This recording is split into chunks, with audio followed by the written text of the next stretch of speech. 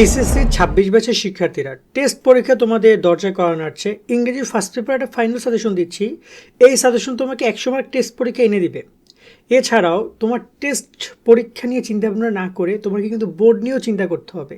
তাই টেস্টে এমন কোনো কিছু পড়ো না যেটা বোর্ডে আবার কমন না, গুরুত্বপূর্ণ না। ওভারঅল তোমাকে এমন কিছু পড়বা যেহেতু বারবার পড়তে পারছো না, শুধু বোর্ডের সময় রিভিশন দিবা। সো আমরা আজকে আলোচনা করবো তোমাদের এই পুরো টেস্ট পরীক্ষাটা নিয়ে, যে টেস্ট পরীক্ষা তোমরা কীভাবে কী প্রিপারেশন নিতে পারো। আশা করি এখান থেকে তোমাদের 100 মার্কে 100% বা 90% কমন পড়বে। আর একটু বইগুলো দাগিয়ে নিও, যেগুলোর কথা বলছি, সিন আনসিন রিয়ারেন্স থেকে শুরু করে প্রত্যেকটা পয়েন্ট। ওকে, তো চলো আমরা ভিডিওটি শুরু করি। তো এখানে 27 লেখা আছে, কনফিউজ হবে না। 27 স্টুডেন্টের সেম মানবন্ড, তো ওদের এই ভিডিও পারপাসে দেখাইছিলাম, আমার ঠিক খেয়াল নাই। এইচএসসি 26 শিক্ষার্থী নাইট 24 পাবলিকেশনের বাংলা এ প্লাস, ইংরেজি এ প্লাস এবং আইসিটি ম্যাজিক, এই তিনটে বই তোমাকে পরীক্ষায় ভালো রেজাল্ট এনে দিবে। প্রত্যেকটা বই রকমারির বেস্ট সেলার। বোর্ড পরীক্ষা এখান থেকে হুবহু প্রশ্ন কমন আসে। এছাড়া প্রতিটি বইয়ে কিউআর কোড পাচ্ছ, যা স্ক্যান করলে এই বইয়ের ভিডিও ক্লাসগুলো তোমরা পেয়ে যাবে। বাংলা বইয়ে বাংলা প্রথম পত্র, দ্বিতীয় পত্র, ব্যাকরণ সহ সবকিছু সুন্দরভাবে ব্যাখ্যা এবং পর্যাপ্ত সৃজনশীল এমসিকিউ প্রশ্ন রয়েছে। তো সিন, রাইটিং, গ্রামার সবকিছুর অনুবাদ এবং সুন্দরভাবে লেখার নিয়ম কৌশল সবকিছু রয়েছে। আইসিটি ম্যাজিকে টপিক ভিত্তিক প্রশ্ন, পর্যাপ্ত সৃজনশীল এমসিকিউ রয়েছে। আজকেই তোমরা বইগুলো অর্ডার করতে নাইট 24 পাবলিকেশন অথবা স্ক্রিনে দেওয়া নাম্বার অথবা রকমারির ওয়েবসাইটে যোগাযোগ করো। সো এখানে দেখতে পাচ্ছ তোমাদের মানবন্টন কিন্তু এইটা থাকবে। মানবন্টন এর আগে আমরা কথাবার্তা বলেছি, তাই এখানে আর এক্সট্রা কোনো কথা বলছি না, আমরা সরাসরি সাজেশন পার্টে যাচ্ছি। তো এখানে ফার্স্টে তোমরা দেখতে পাচ্ছ তোমাদের এখানে এমসিকিউ, শর্ট কোশ্চেন এবং ফ্লো চার্টের যে সিনগুলো আছে, এই সিনগুলোর ক্ষেত্রে আমরা তোমাদেরকে টোটাল 17টা দিয়েছি। তবে টেস্টের জন্য আমি গুরুত্বপূর্ণ বলবো এই 10টা। এই 10টা একটু ভালো করে দেখে যেও তোমরা, ইনশাল্লাহ টেস্ট পরীক্ষা এটা তোমাদের জন্য বেশি বেশি গুরুত্বপূর্ণ হবে। এক্ষেত্রে যেমন যে তোমার এখানে রিলেশনশিপ রয়েছে, এখানে নেলসন ম্যান্ডেলা রয়েছে, এগুলো একটু ভালো করে তোমরা দেখে যাও। শেখ কামালটা আসবে না, এটা ভুলে দেওয়া হয়েছে। এখান থেকে এক্সট্রা এইটা পড়ে নিও, যে ফোক মিউজিকটা পড়ে যাও, ঠিক আছে? সো এইগুলো একটু ভালো করে তোমরা পড়ে যাও। আশা করি এগুলো থেকে তোমাদের সিন, এই অন্তপক্ষে এখানে যে মার্কগুলো রয়েছে 17 মার্ক, বেশ ভালো একটা নাম্বার তোমার কমন পড়বে।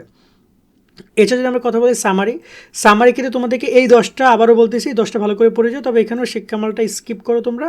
এর সাথে তোমরা এখান থেকে এই 4 নম্বরটা একটু ভালো করে পড়ে যাও। আশা করি এই 10টা থেকে তোমাদেরকে সামারিতেও কমন পড়বে পরীক্ষায়, এবং একটু ভালো করে তোমরা দেখো এবং বিগত সালগুলো একটু বেশি করে অ্যানালাইসিস করো। বিশেষ করে 25-24টা ভালো করে অ্যানালাইসিস করবা। ওকে, যেহেতু রিসেন্ট টাইমের কোশ্চেন, বিশেষ করে 25-এর যে সামারিগুলো এসেছে বিভিন্ন বোর্ডে, একটু ভালো করে তোমরা দেখে যাও। এর সাথে সেটা আমি কিন্তু এই তোমার এখানে যে 1-2 রয়েছে, এটার ক্ষেত্রে এই কথাটাই বলবো, 25-এর কোশ্চেনটা একটু ভালো করে সবগুলো বোর্ড দেখে যাবা। এর সাথে রয়েছে তোমার এখানে উইথ ক্লুজ, সেক্ষেত্রে 25, 24, 23 এবং 19-এর বোর্ডগুলো সলভ করবা। সেম টু সেমই কমন পড়তে পারে ম্যাক্সিমাম ক্ষেত্রে, এবং উইদাউট ক্লুজের ক্ষেত্রেও এই 4টা বোর্ডকে বেশি প্রায়োরিটি দিতে বলবো। আর যদি 19-এর পরের যেগুলো রয়েছে, যেমন 18, 17 যদি পারো ওগুলো দেখে যাও, ওগুলো গুরুত্বপূর্ণ তোমাদের জন্য।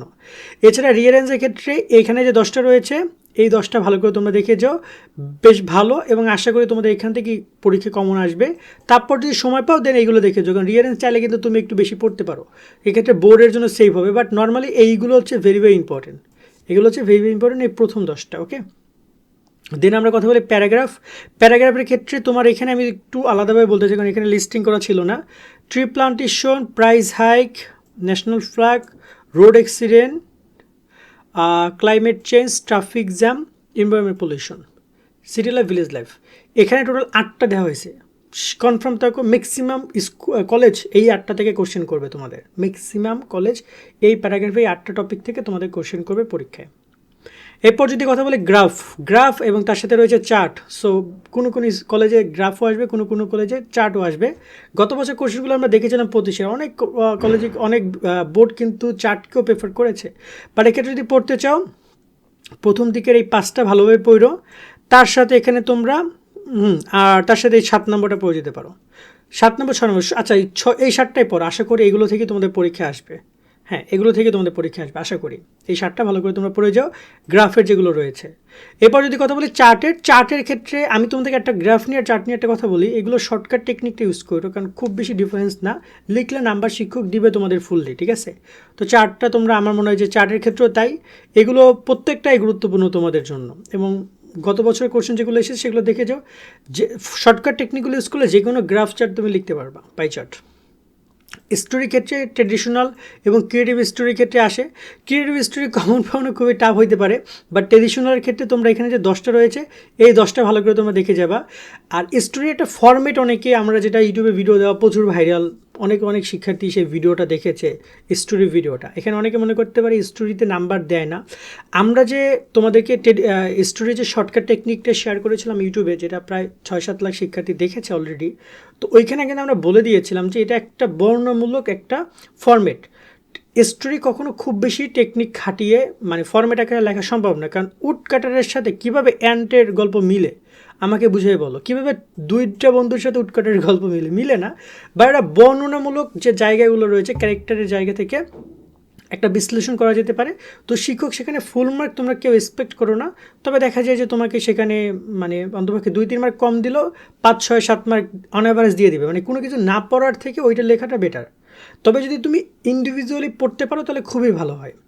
সেক্ষেত্রে তোমাকে আমি এইগুলো পড়ে যেতে পারো, এবং ক্রিয়েটিভ স্টোরির ক্ষেত্রে এগুলো একটু ভালো করে দেখে যাও। বিশেষ করে এইচএসসি এক্সামটা এটা ইম্পর্টেন্ট, এখানে 1 নম্বরটা ইম্পর্টেন্ট এবং 2 নম্বরটা ইম্পর্টেন্ট, এগুলো একটু বেশি ইম্পর্টেন্ট স্টোরির ক্ষেত্রে। এবং বাকি এখানের যে 8-10টা রয়েছে 10টা স্টোরি তোমার মুখস্থ রাখা উচিত, এগুলো থেকে পরীক্ষা কম বেশি আসতে পারে, ঠিক আছে।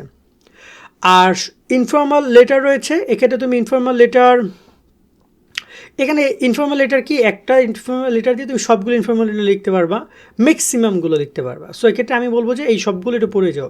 বিশেষ করে এইচএসসি এক্সামে যেগুলো রয়েছে না, এগুলো কিন্তু অনেক ইম্পর্টেন্ট। এই দুইটা বিভিন্ন কলেজ দিবে, শিওর থাকো। তার সাথে তোমার স্টাডি ট্যুরটাও থাকছে, mobile phone, bad effect mobile phone, smoking, এগুলো কিন্তু আসবে, বিলিয়ন সাকসেস আসবে, এগুলো আসবে পরীক্ষায়, এগুলো বেশি ইম্পর্টেন্ট। নিউজ পেপারও ইম্পর্টেন্ট, এই যে 6 নম্বরটা।